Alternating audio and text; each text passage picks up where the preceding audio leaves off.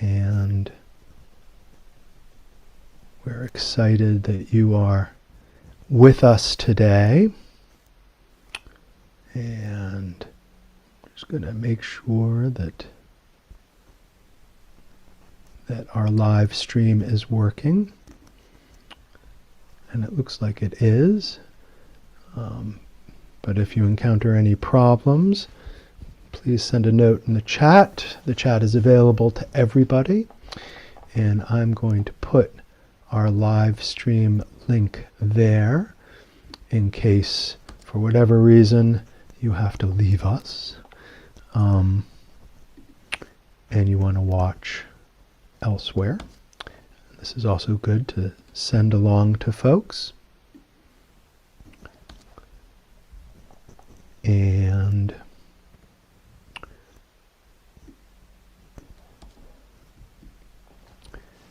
as you are well aware at this point, this is our free online course launch called Popular Education in Dark Times, Critical Learning for Transformative Action. And my name is John Feffer, and I work for the Institute for Policy Studies, a think tank in Washington, D.C., where I direct the Global Just Transition Project. And I am so delighted to be here as part of this launch. There's been a lot of work that went into this, into these three courses. And you're going to hear a little bit more, but just a little bit about each of the three. Obviously, if you want to find out more, you're going to have to enroll in the classes and find out all the amazing information that's in there. As people are continuing to come into our session here, I'm just going to list our co-sponsors for today's event. The Health of Mother Earth Foundation in Nigeria, Foreign Policy in Focus in the USA, Transnational Institute in the Netherlands, WoMin, a Pan-African feminist alliance, the Ecosocial and Intercultural Pact of the South from Latin America, HINTS, the Sahita Institute in Indonesia, the Postextractive Futures Transnational Network, Vikalp Sangam, Alternatives India, and the Global Tapestry of Alternatives. It would be wonderful if folks could tell us where you are all from in the chat, and I'll start that off by putting my own name and location. It would be wonderful just to get a sense of the geographic spread of our participants today. And as I said, we are launching these three courses as part of a free online set of three courses. And today's session is called Popular Education in Dark Times, Critical Learning for Transformative Action. And this is a project of the Global Working Group Beyond Development. And I'm going to introduce Miriam Lang right now, who is going to tell us a little bit more about this project and about the Global Working Group Beyond Development. Miriam Lang is a sociologist, a Latin Americanist, and an activist. She works as a professor at the Department of Environment and Sustainability at the University Andina Simón Bolívar in Ecuador. There she has coordinated the International Master's Program on Political Ecology and Alternatives to Development since 2020.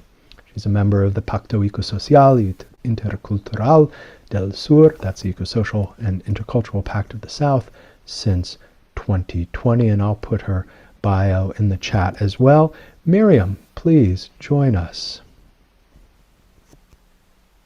Thank you very much, John.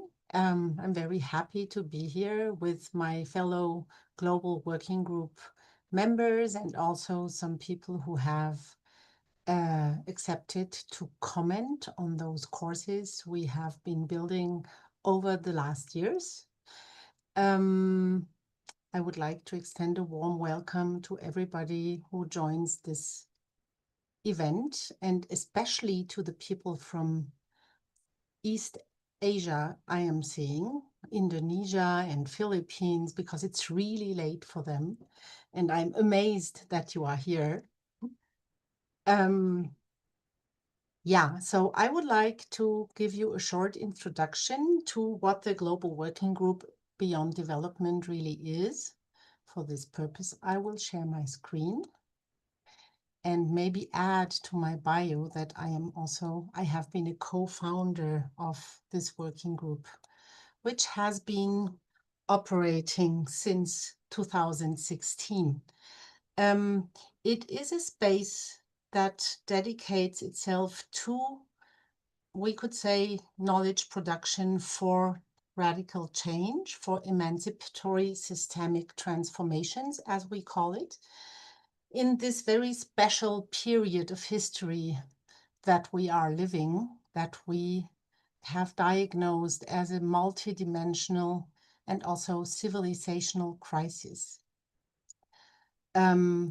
Multidimensional because it is far beyond only environmental. It is a political crisis. It is also a cultural crisis. I think we can see this with the rise of authoritarianisms throughout the world, but also it is a crisis of forced migration, of work as we understand it, of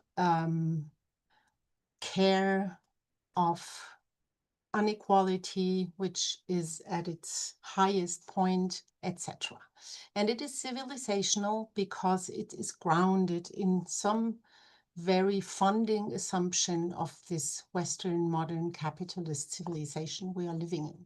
So we gathered together with a group of about 30 people in 2016 from all continents in a very special mix with the purpose to have a dialogue of knowledges, a dialogue between different experiences of radical transformation from all over the world, and try to look ahead and say, if the crisis is multidimensional, we also have to respond to it in a multidimensional way.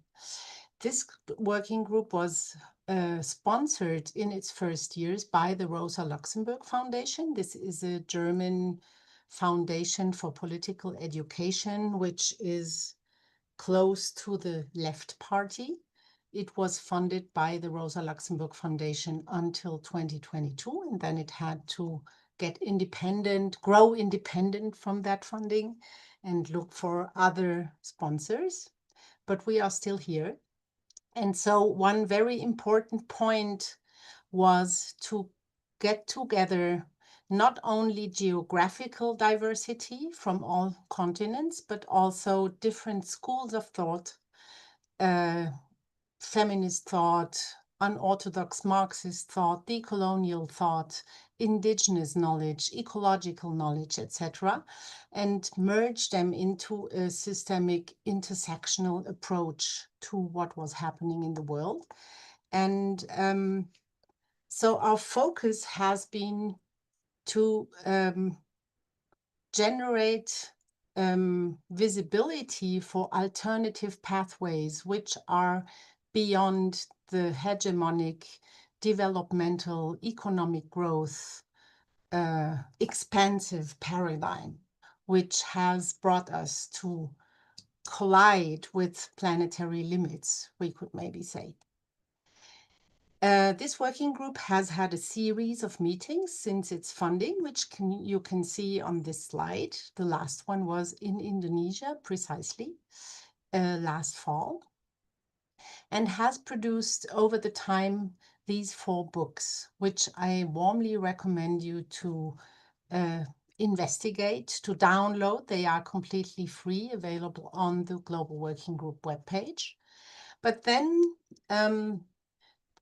although the books have been received very well by very different audiences, we were eager to also produce, translate them, so to say, in other formats that would be accessible to other publics, that would respond to other needs in grassroots organizations, for university students, for activist organizations, etc. And this has brought us to work on these online courses that we want to present today. So here are some pictures of the different meetings that we had in Senegal, in Barcelona, in Indonesia, etc. And these are the 3 courses that you will find on this website, beyonddevelopment.net, for completely free use. So I will just lead you quickly through how this works. So this is the login page for the free courses. You have to first register, then log in with the same credentials that you put in your registry. And this leads you then to the all courses page, where you can choose whichever course you want to enroll in. The enroll is here in the Start Now button, and then you can start your course. And there is a counting on the right, where you can see how many lessons you already completed, and you can access the curriculum here on the left. So this is my next slide. Here you can see the first welcome slide, where at the bottom you can see that you have to register that you have completed this module. So it will be counted for your progress, because you will be extended a certificate of completion at the end of the course. So I will now just go very quickly into the first course that you can find on the page, which is called Beyond Development, Multidimensional Alternatives to a System That Kills Us. Several people have worked on this course. It was, I would say, a teamwork between Elise Klein from Australia, Nnimmo Bassey, who is also here from Nigeria, Roland Gam from South Africa, Ashish Kotari from India, and myself. And this section dives first into a critique of the development paradigm and the different debates that have existed referred to that, like how development became this booster of capitalist modes of living, destructive, detrimental modes of living since World War II. And then in section 3, we deploy a framework that was developed by this working group in order to assess social processes, transformative social processes, in which dimensions they actually achieve transformation and have their strength in this multidimensional transformative perspective, intersectional, we also could say. Then there are 3 sections that invite you to travel around the world. So there is one more Latin American section, which focuses on indigenous ontologies, the concept or the paradigm of buen vivir. Then there is one section on the debates around environmental justice and alternatives to development in Africa, and one section which focuses on India and the debates around ecosocial. And then we have 3 other perspectives. We also contribute to this common umbrella of alternatives to development, which are feminist economics and care, the perspectives of the commons as this realm that is outside the domination or control of the state, and also outside the domination and control of the markets, because it focuses on the community processes, like the wealth that can be produced and also decided and controlled by communitarian processes. There is one section about degrowth, this oriented at this necessary shrinking of the global social metabolism in order to stay within planetary limits. And finally, a horizon of reparations, how we can repair this really broken world, our broken relations, our broken environment, and some final reflections. So this is the content of this course. And at the end of each section, you have a quiz. You will be able to take this quiz as many times as you need until you assert. And once you have complete all the quizzes, we know that you now dominate the content of the course, and you will be extended this certificate that you can download for free. So this is it from me. Thank you very much. Excellent. Thank you, Miriam. That was wonderful introduction not only to the entire process, the group responsible for this process, but also the first of the three courses. So we're going to have two other people introduce the other two courses, but before we do that, we're going to have a comment on this particular module, and that comment is from Vasna Ramasar. And Vasna was born and raised in South Africa. She's a scholar activist. She's an associate professor at Lund University, which is in Sweden, and a founding member of the Global Tapestry of Alternatives and a member of Postextractive Futures Collective. Thank you, Vasna, for joining us. Good morning, good afternoon, and good evening to everyone on this call. Thank you, John, for the introduction, and to Miriam and everyone from the Working Group Beyond Development for both inviting me to participate, but more importantly, for doing the work to put together these wonderful courses. Before I start to comment on the first course, I also want to acknowledge that we are living through genocides in Palestine, in Sudan, in Congo. We are seeing extreme violences across many parts of the world, whether it is in Ukraine, Venezuela, and the list does go on. And it is in this reality that these courses come at such a timely moment. We're facing a move towards nationalism, focusing inwards, far-right growth. We're seeing destruction of the planet and ecological crises spreading. And these are times that are difficult to live in.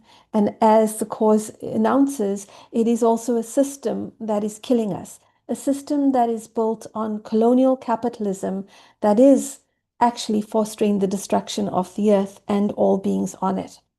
And so I think within that context, we need to think about the development paradigm, which is part of that system, and how even the solutions that are supposedly put forward to address these are continuities of that same colonial capitalism that are continuing the destruction and benefit for few in a very short term.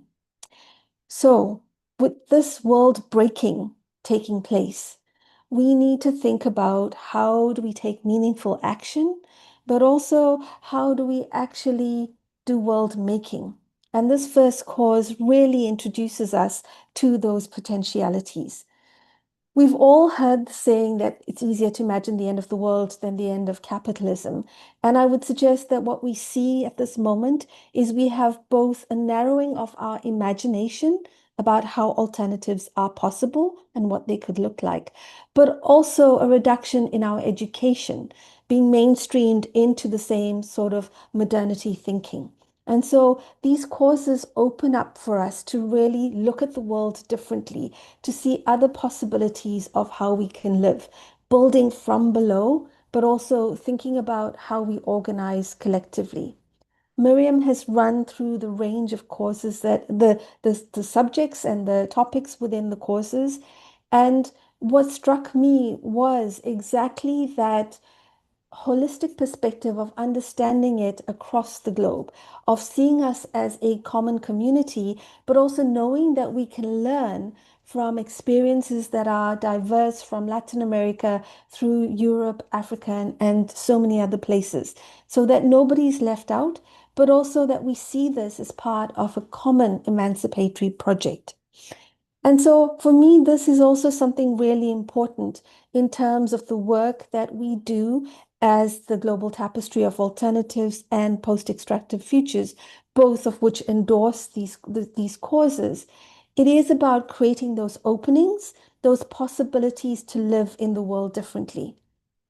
We are told too often that these things are impossible, and yet there are communities that are facing that destruction on an everyday basis, that have faced it historically as well, but still manage to retain their cultures, their land, and their ways of knowing, being, and doing in the world. And so, what can we all take away from that? But also, what can we give to that in reciprocal relations of organizing differently? I believe that this is critical for our liberation project. But beyond that as well, I feel like these courses also can touch each and every one of us on a very personal level. We know that with the anxiety of what is happening in the world right now, it's easy to feel despondent and lonely. When we participate in learning projects like this, we build community. We also build a sense of agency and hope for the future that we can make together. And so I have actually signed up to participate in the course as someone who is a community educator and also a university teacher. I believe that there is a lot that we can all gain from this and share in our own communities and spheres of influence. So I thank the Global Working Group Beyond Development for what you have provided for this wonderful opportunity. And I hope to see many of you participate with me on these courses. Thank you. Wonderful. Thank you, Vasna. And thank you for gathering everybody together to join these courses with you. I think that's a wonderful opportunity and invitation. We're going to move now to the second course. And so we'll have an introduction on the second course and then a comment and then an introduction on the third course and a comment. The second course is Cities of Dignity, Urban Transformations and Struggles for the City. And to introduce this module will be Mabrouka Mbarek, who is a Tunisian academic and politician who is a member of the Constituent Assembly of Tunisia. She is currently finishing her PhD at the University of Massachusetts in sociology, focusing on the history of labor and migration in North Africa and North America. Thank you, Mabrouka, for joining us today. Hi, thank you everyone. I'm very happy to be here with you to introduce you one of our flagship online course called Cities of Dignity, Urban Transformation and the Struggle for the City.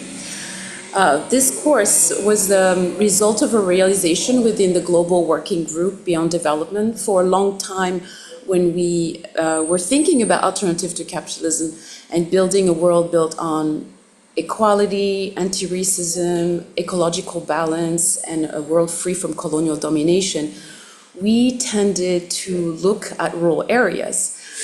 We looked at peasant movement, indigenous territories, to the commons in the countryside. So we thought about that and why exactly we gravitate towards rural areas. And we thought that perhaps rural areas being far from the center of accumulation, it was easier to think about alternatives. So in one of our gatherings in Barcelona in 2018, we decided to really focus on asking this critical question, what about cities? After all, cities being the epicenter of capitalist accumulation, they are where power, finance, and exclusion are the most concentrated. So we decided to turn our gaze to the urban landscape, and not just as sites of crisis, but as crucial terrain of transformation and liberation. The result is a collective book, which Miriam showed at the beginning, called Cities of Dignities, Urban Transformation Around the World, which is, by the way, free to download. And each chapter offers case studies from Lagos, Barcelona, Detroit to Board, India.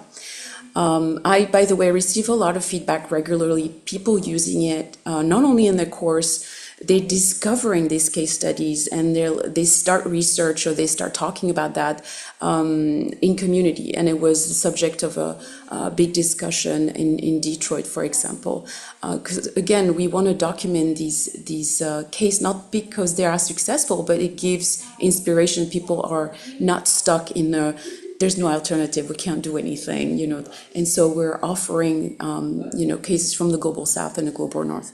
So this online course is directly inspired by this collective book, but the difference is it takes you in a much deeper 10 weeks immersive journey into the heart of the urban struggle and possibilities. So what is this course about? In essence, the course Cities of Dignities invites you to think critically and creatively about the city. So it's not just, cities are not just a place of crisis, as I say, but it's a space of collective life, of resistance, of reimagined future. So the course is structured around 8 sections, and each explores a central theme that actually cuts across the global urban struggle. So we don't look at only one cities, we look at different cases across the world, from Barcelona to Makoko, Detroit to Quito, Mumbai to Gaza. Let me give you a quick tour of this journey you would take if you sign up. So we begin by interrogating the very foundation of the modern city in Module 1, called the urban question. This is where we explore how cities have been shaped by capitalism, colonialism, and imperialism, and we introduce the radical demand of the right to the city. In Module 2, we look at how communities are reclaiming land, housing, infrastructure, and we're trying to grapple with the concept of urban commons. In the Module 3 dives into everyday's economy. So how are communities surviving and resisting through informal markets, community currencies, and the often invisible labor of care and social reproduction, right? So we're looking at the economy in general and the care that is mostly shouldered by women, right? Social reproduction. Module 4, we explore the fight for territory itself. How do we reclaim territory? So we look at how communities resist displacement and build collective life, from Isadora occupation in Brazil to the community-led planning in Bourges, India. And in this module, we're very lucky to have a guest lecture by Dr. Juliana Goes from Binghamton University, where she teaches us about anti-racism movement in Brazil. Module 5 grapples with the enduring legacy of empire and coloniality and post-colonial cities. We realize, again, in the context of post-colonial cities, the struggle is a little slightly different, as they have to deal with different class of, for example, diaspora investors, but also the enduring form of colonial domination. And here we look at Mumbai, at Lagos, and how do they continue to operate with these borders of exclusion that they inherited from colonialism. Module 6, we turn our vision to decolonial and liberation urbanism. And this particular module focus on the Black radical tradition in the United States. This is the only module that will really focus on one area. And we look at how cities like Detroit, Birmingham, Alabama, or Jackson, Mississippi are building cooperative economies and Afrofuturist futures. Module 7 confronts the realities of crisis and rupture. When we wrote Cities of Dignity, we were finishing the last chapter and the COVID happened. And so we took a pause and we reflected on what was going on. So we did include a part on COVID in the introduction, but we didn't have the time to really reflect because this was just happening. It was published in 2020. So this module actually does justice in what we couldn't achieve in a book. And it looks at crisis and rupture from pandemic, climate collapse, but also how war reshaped urban life. And we look in particular, as Vasna mentioned, in places like the genocide in Palestine and how people in Gaza are trying to survive during a genocide, because Gaza, even though it's destroyed, is a city. And we look at mutual aid and care. And finally, Module 8, we look at the future and we look at how local movements are connected through municipalism and translocal solidarity to build a global movement for dignified cities. So this course is kind of unique because it's grounded in real world experience of movement in communities in the front line of urban transformation. But it also it's quite interactive. It invites people at each module to reflect on their own cities or the cities that they're near them. So it's not really academic. It's much more like a toolkit to understand concept, to really be open to understand stories, whether they were successful or not. So we're not stuck in there's no alternative, right? And you're going to learn about framework you can apply to your own community, whether you're an activist, a scholar, an educator, concerned citizen. But also, I think critically, this course will be very helpful for any municipal institution that they want to train their staff. This was an excellent 10 weeks training for them. And you'll engage in political, sociological theory, multimedia content, short interviews, participatory activities, as I said, to understand cities not as fixed places, but as a space of struggle and possibilities that can be transformed. So I warmly invite you to join this journey, and I look forward to hear your feedback. Thank you. Thank you, Mabruka. And that's a great overview and an important reminder that, yes, these are classes, these are courses, but these are for activists.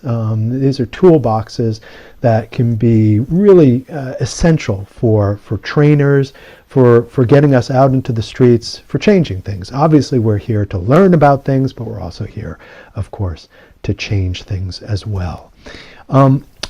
We have now Gabriela Cabaña, who's going to give a short comment about this course on Cities of Dignity. Gabriela Cabaña is a sociologist and anthropologist with a PhD from the London School of Economics and Political Science. She is currently a member of the Ecosocial and Intercultural Pact of the South, Pacto Ecosocial y Intercultural del Sur, Energía y Equidad, and senior research scholar at the Institute of Global Value Inquiry. Yes. Thank you, Gabriela, for joining us today. Hi, thank you, John, and hi, everyone. Good morning, good afternoon, or good evening, depending on which part of the world you are right now. I want to thank you very much and to thank the Working Group Beyond Development for both putting these courses together, which is an incredible effort, and for inviting me to speak about this wonderful course on the Cities of Dignity.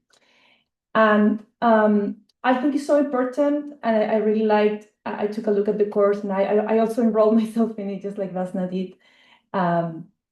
It's so interesting to explore the idea of transcending development, starting from a concrete settings. So starting from the places we inhabit. As an anthropologist, we always say, we do research in places, not about places. So just seeing around the places we are. It's a really good starting point, both analytically and for organizing, for those of us who want to transform the world in which we inhabit. And this course is definitely an invitation to look cities with new eyes and to make the familiar strange in the best of ways. And I just wanted to go back to something that Mabruka said about cities as paradoxical settings of both being the heart of empire and sometimes the heart of capitalism, where capital takes actual shape. We see it in real estate, in the prices of buildings and homes, where the literal power can be read into the bricks that build the city. But we also see cities collapse when we get together, when we demonstrate, when we get to the streets, and we see these massive settings of power get to a standstill when the people really agree to do so. So I think that thinking about the cities from this radical perspective is also an invitation to reclaim our capacities for social creativity and to see the cities as something that we have inherited, that are in a way the material manifestation of history, but also something we can transform, something that we will recreate into the future, and hopefully we will do so in a different way, in a more just way, in a more dignified way. So what I understood from seeing the way this course is structured is that cities are made of the people that keep them going.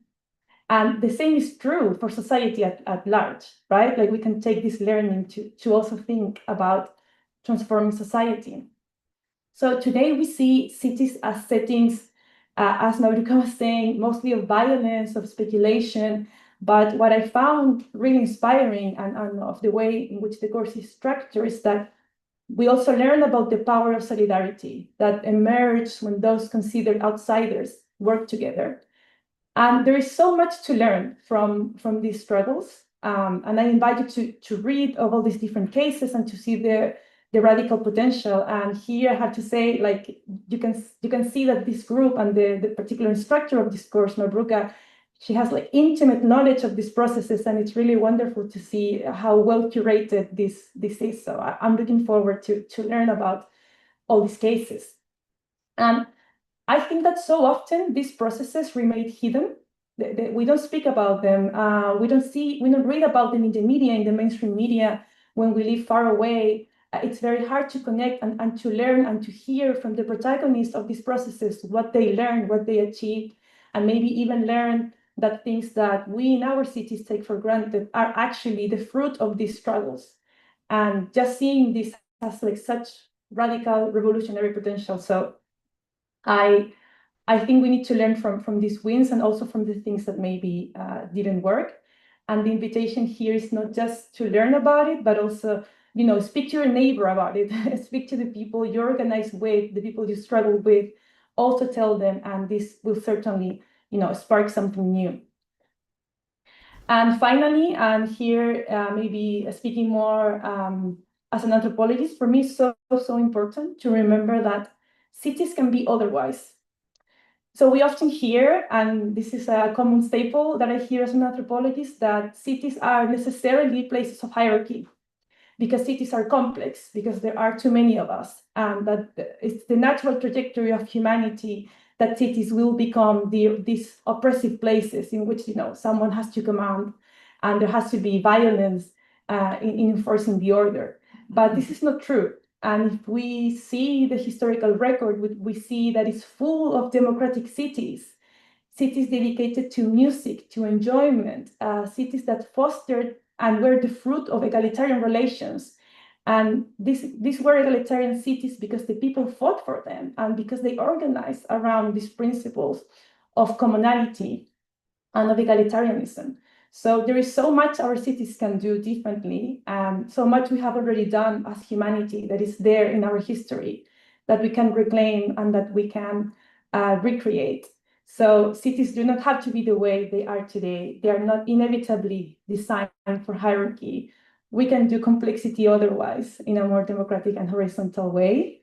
And yeah, I think this course is perfect to think precisely about how to transform cities as they are and work together to much better futures, emancipatory futures. So thank you. Thank you, Gabriela. That was wonderful. And an important reminder that these courses are popular education. So they're of course popular in the sense that they're interesting. So when you take them, you are interested in the information, but popular also in the sense that you have a responsibility to get the word out to your friends and neighbors about these courses. They're also participatory. You participate in these classes. And we also hope you participate in this particular presentation by putting your questions in the Q&A module down at the bottom of your screen. We have one question, which we'll get to at the end of the presentations here. The next presentation is on the third and final of the courses.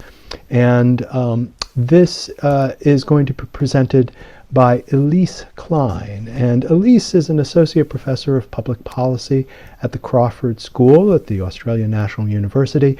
Her research is situated in the intersections and cracks of development, social policy, decoloniality, and care. But as you can guess, because she's at the Australian National University, which means she's in Australia, which means that her time zone makes it extremely difficult for her to participate in person, we're going to have a video from Elise right now, and I'm going to play it for you. And let's hear from Elise. Hi everyone, I'm Elise Klein. Sorry I can't be there with you in person. The time zones don't quite work when you're this far over here. I hope you're all well. I am the designer and writer of the reparations course and also a good chunk of the Beyond Development course. And so I'm going to speak to you a little bit about the reparations course today. And really this idea of the course came from the Jackson meeting that we had, the Beyond Development Jackson meeting hosted by Corporation Jackson on debts and reparations. And, you know, it was such a rich and powerful workshop with so many important contributions from colleagues around debts and reparations.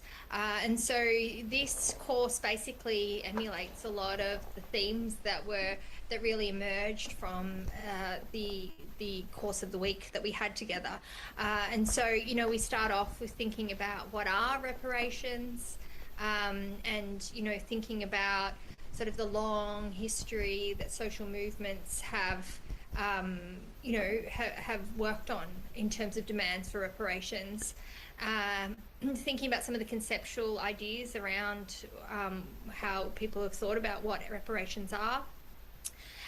And then moving into, you know, kinds of world-making views of reparations. So moving away from reparations as harm repair, really, but thinking about it as a way, as a process to reorder the world, and thinking about reparations as a process, a political, economic, social, ecological process that was about reordering a very racialized and colonial world order.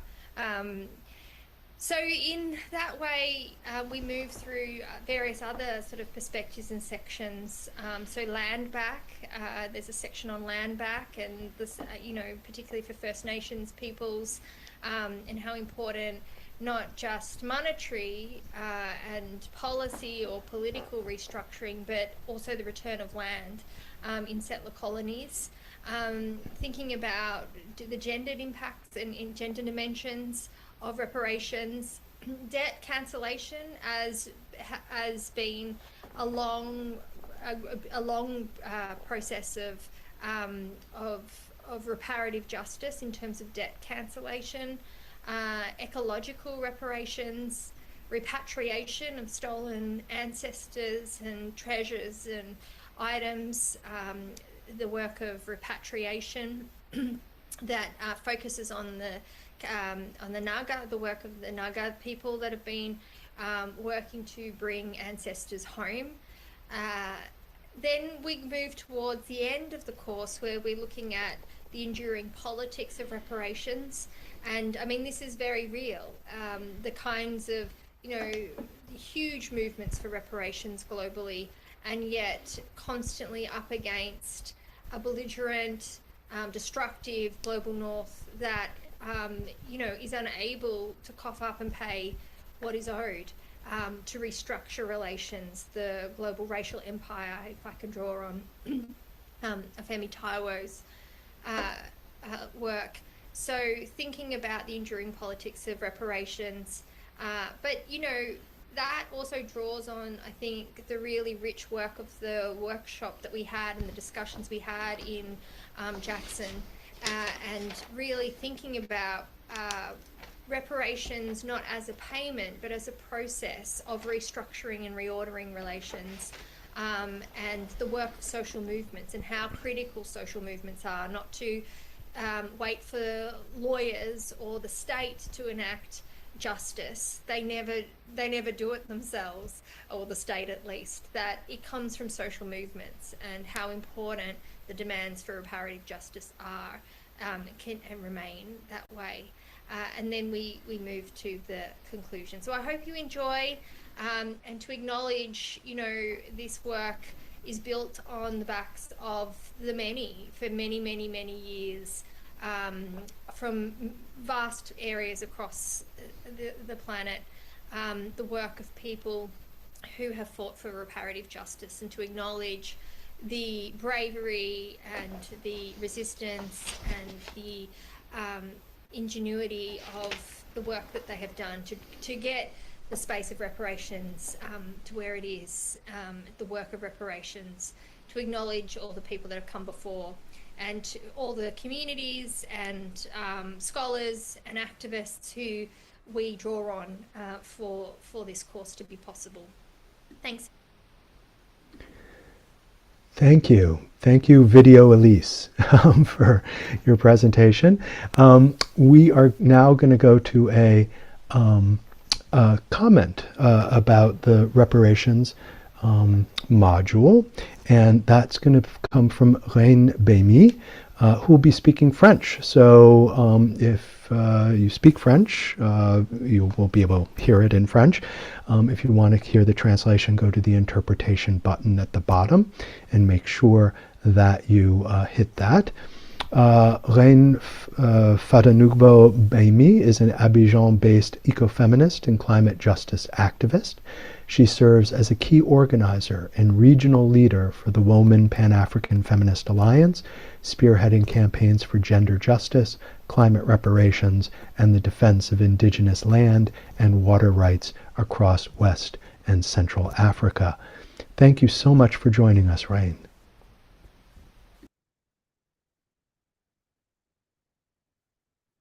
Merci John, merci à vous, au groupe de travail Beyond Development, de me permettre de faire ce commentaire sur ce cours vraiment important.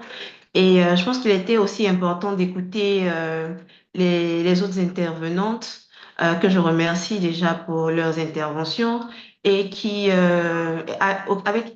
qui je me joins pour dresser un portrait de la faillite du modèle capitaliste.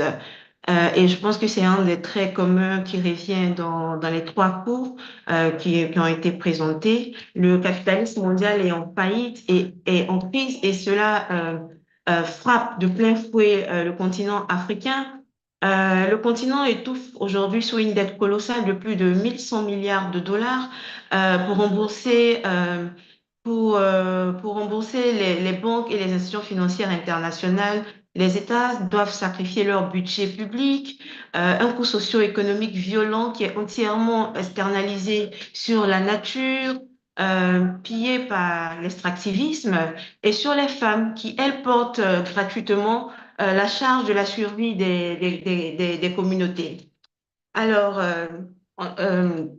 un pays comme par exemple le Nigeria dépense près de la moitié de ses recettes fiscales pour le remboursement des intérêts de sa dette.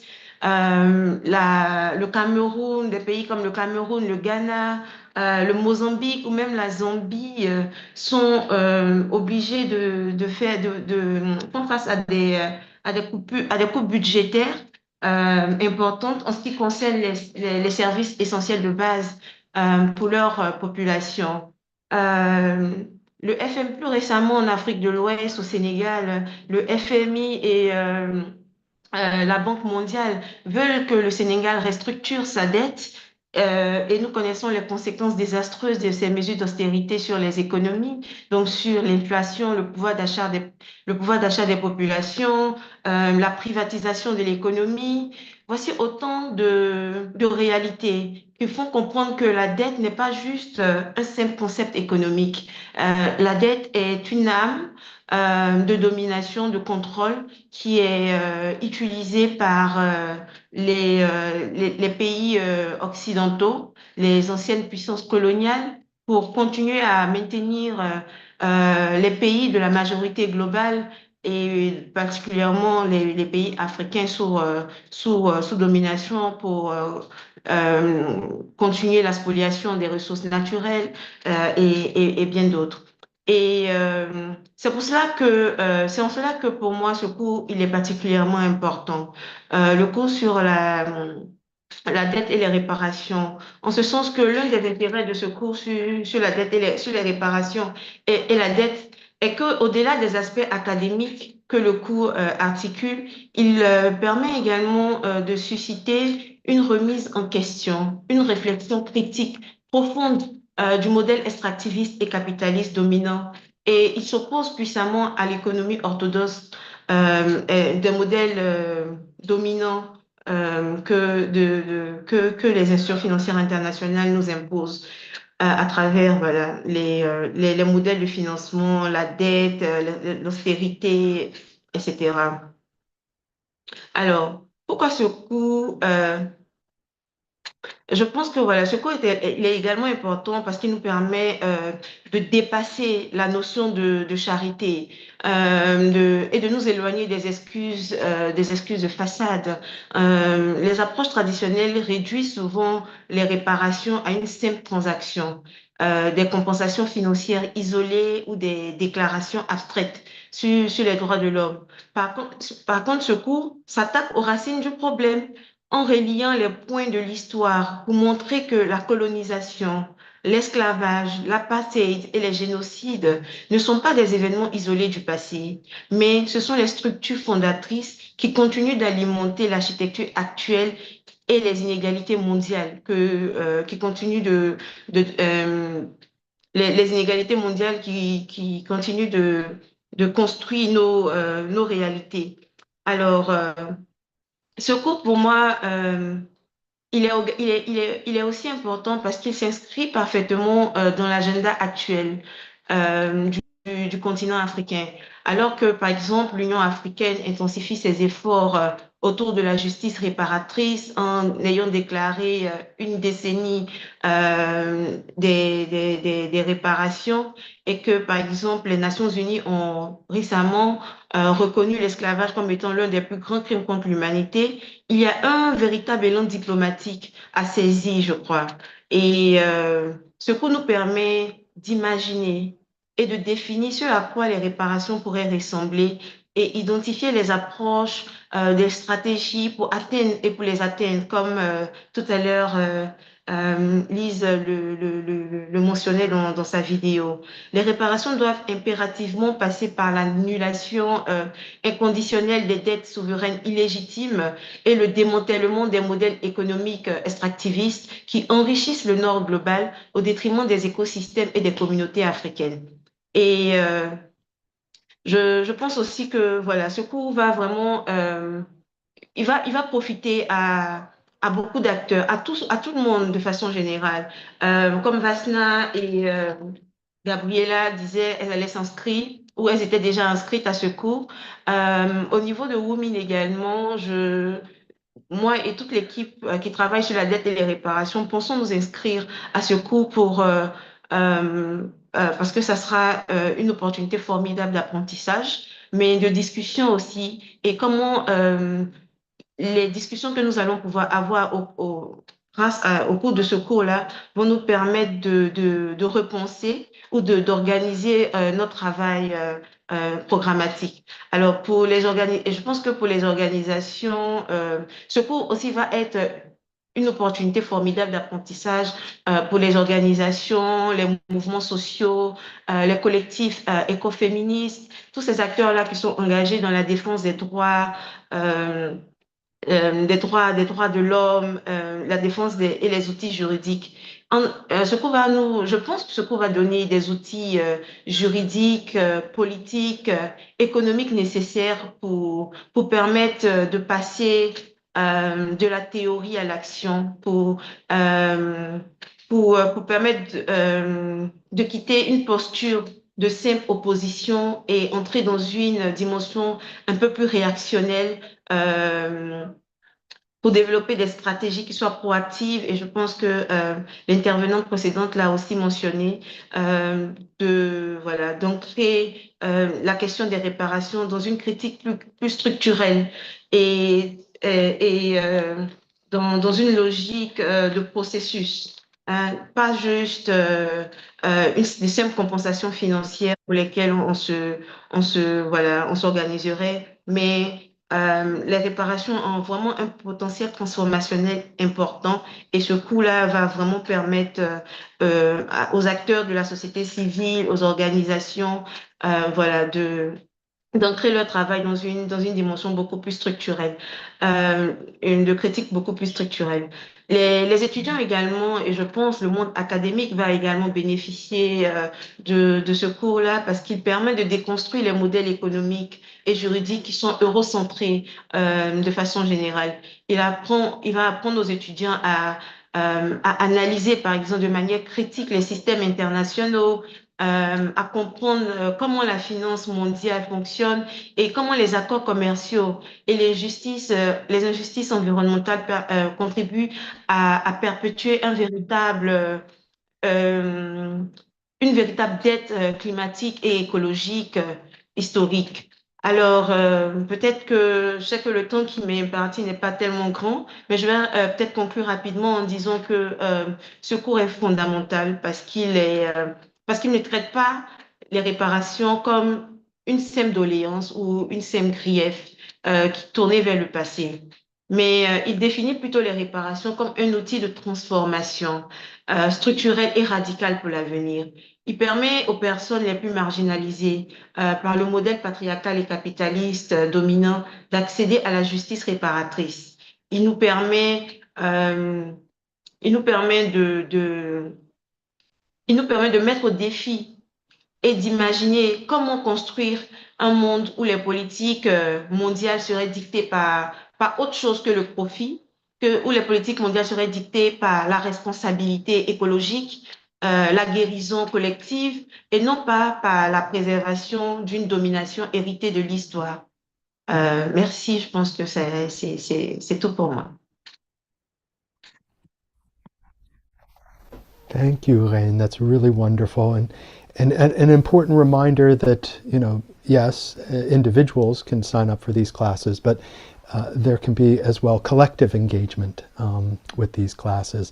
Entire organizations can take these classes and serve as an interesting and important way of rethinking the work that takes place within organizations. And thank you, Jemima, for the translation as well. Our final comment comes from Nnimmo Bassey, who's going to wrap things up for us nicely, and Nnimmo's a wonderful wrapper of things. He's the director of the ecological think tank Health of Mother Earth Foundation in Nigeria. He was chair of Friends of the Earth International and executive director of Nigeria's Environmental Rights Action. He was a co-recipient of the 2010 Right Livelihood Award, also known as the Alternative Nobel Prize, and in 2012 he received the RAFTO Human Rights Award. Thank you so much, Nnimmo, for joining us today. Thank you, John, for the introduction and for convening this wonderful webinar today. The presentations by Miriam, by Mabroka, and Elisa have been extremely enlightening. And, I come off feeling that this is not just a series of courses, but this is a school. And everybody should enroll in this school. This is a school of life. And, just looking at the fact that everything is packaged to provide popular education in dark times says a whole lot, because we are truly living in very dark times. It's a time where there's a huge deficit of morality and where there is what we call political confusion. The only thing that is constant in the world today is the continuation of colonial exploitation and extraction in diverse ways. That is getting worse and worse and worse. And I believe that being a part of these courses would not only enlighten participants, but equip us and challenge us to, I'm saying us because I'm also joining the course, of course, challenge all of us to put to practice what we're sharing, and also to wake up to revolt against the system that kills us. We cannot acknowledge that this system is killing us and then we fold our hands and do nothing about it. And so actually looking at the three courses and just tying everything up quickly. Beyond development, multi-dimensional alternatives to a system that kills us, as Miriam presented, is truly very fundamental. And in fact, we need to go back in history. And there's a Ghanaian symbol, Sankofa, that shows that progress without history is no progress at all. So we need to go back to real wisdom to sharpen the future that we're heading to, because the current system is really, really killing us. And then when it came to cities of dignity or dignified cities, that really, really makes it challenges all of us to look around, to be alive to where we are. What are the forces shaping our cities? Why our cities shaped the way they are?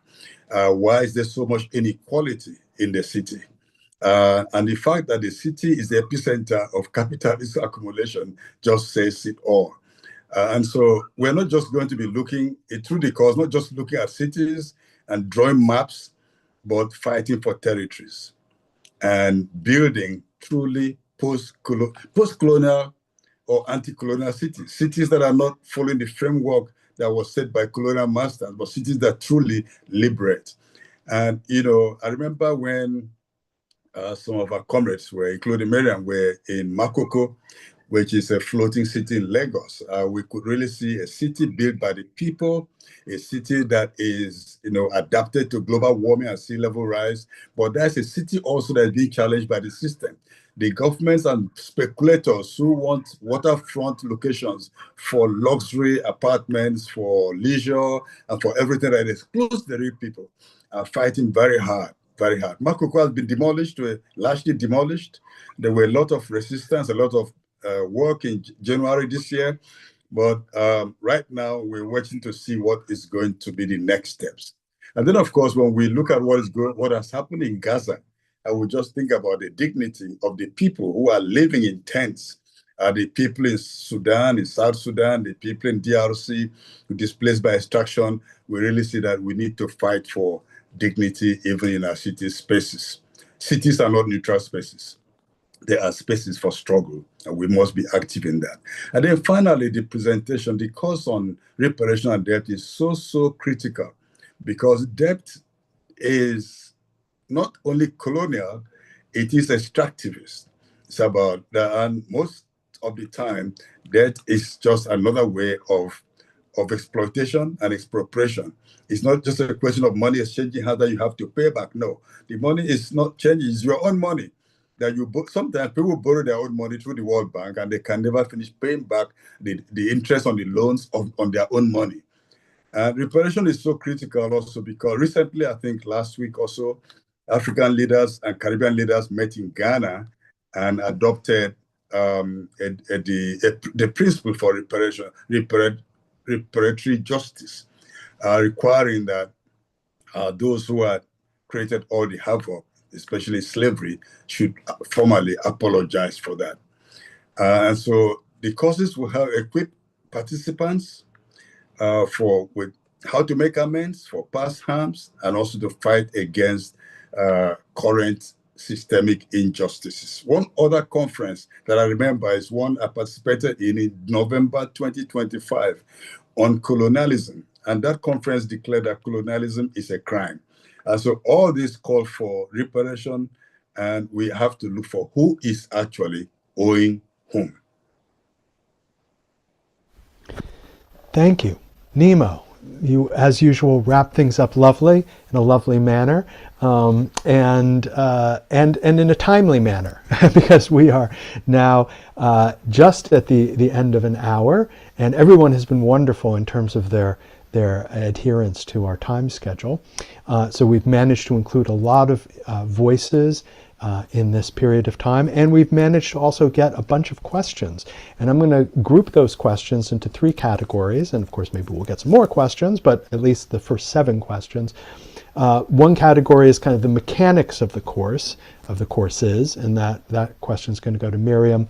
A second question is on hinterlands, things that are not quite urban, not quite rural, and I'm going to go to Mabruka to answer that one. And the third question is on queer theory and feminist theory, and I'm going to throw that up to whomever would like to answer it. But let's first start with the mechanics, and we're going to go to Miriam. Miriam, folks want to know basically, how much of these classes are participatory, how much of it is self-regulated, and can you take, say, all 3 classes simultaneously if you are so so desirous?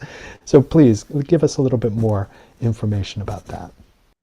Yeah, we were concerned about making those courses as accessible as possible to everybody in the whole world. so you can enroll in them at any time and take them at your own pace. You can take them slowly, you can take them in 3 days if you want, and just do it more intensively. And as they are all completely self-guided. So this is you interacting with the course. You will find video materials, you will find reading materials, you will find further readings if you want to get deeper into any stuff. And you will find the quizzes, which just are your self-check if you have grasped the former content. And but what Reine said, I think, is very crucial, because this does not necessarily mean that you have to do that in a solitary way. We encourage you very much to just team up with other people and set your own schedule for the courses and come together to discuss the different sections among your group. So this will not be a gathering with the people of the global working group. There is not a tutor or anything in the courses, because simply we don't have the human capacities in terms of time for that. But we really encourage you to build these collective processes, to use these courses as a tool for organizing, for collectively asking the right questions, and appropriating them also to your context in a collective way. Excellent. Thank you, Miriam. I would encourage folks to speak as loudly as they can. A couple people have mentioned they have some difficulty hearing us. So I'm going to pass it on to Mabruka. Mabruka, what can you tell us about hinterlands and how they're addressed in your course in particular? Yeah, I will respond to this question and briefly on the question of queerness, because it is directly, my course engaged with these topics. So Cecilia, thank you very much for this important question. The space you described, that where urban and rural blur the livelihood that are tied with the lands, and it's true, can be overlooked in planning. So I want to make sure people understand this online course doesn't focus on case studies per se. We don't dedicate a module on Latin America, for example, Latin America interland. Rather, these case studies illustrate. But that's an intentional design. Our approach is not to provide a series of case study, but concept and toolkit that can be applied across different contexts, including the peri-urban area that you described. So throughout, for example, these 8 modules, we explore frameworks that can travel beyond these specific geographies. And when I'm thinking about the specific concepts and tools that you can apply for what you describe, I'm thinking of territories that are more than land, their space of identity, struggle, and care. I'm thinking about community-led planning, which centers local knowledge and challenges the top-down model of planning. I'm thinking about coloniality and how it shapes exclusion and governance, climate justice through decolonial and indigenous lenses, but also everyday economies can be also applied to these peri-urban areas where informal livelihoods and community-created alternatives can provide some real change for people. And at the end, also the concept which we tackle in module, the last one, which is translocal solidarity and how movement connects with strategies across borders. So again, the case are illustrating, and what we do at each module is to ask you to reflect how you can use or not use on your own cities. And I also wanted briefly to respond to Kenji, which is also an important question. Queer autonomies and embodiment are actually engaged in the course, but similarly, we don't have a specific named standalone theme. In the same way, we do not have a specific standalone theme of feminist framework, for example. So we see queerness more directly in Module 6, where you'll learn about Afrofuturism, for example, which is more than an artistic movement. It's a radical political framework that fuses cultural memory, speculative imagination, and resistance. It's inherently challenged the normative categories of identity, embodiment, and time, and open space for queer future. But we also touch in this more explicitly with in Module 4 with Dr. Juliana Degos's lecture on urban occupation of Brazil, which is, the foundation is actually, she focused on anti-racism and queerness. And in Module 7, there is a video by indigenous activist Cara Sherwood Oregon from Aotearoa, which is New Zealand, called New Zealand, and she brings, together disability, decolonial, and community-led perspective that is open to queerness. So again, we don't have a dedicated module, and we recognize that queer, feminist framework, all of these are essential to an anti-colonial future and how to redistribute, struggles to offer transformation in the city. But thank you for your questions. Excellent. Thank you, Mabruka. Reine, I wonder if you have anything you'd like to add to any of these questions, perhaps this issue of queerness and feminism, and how, Elise, of course, is not here to respond to the question with respect to debt and reparations, but I don't know, Reine, if you have anything you'd like to add to that.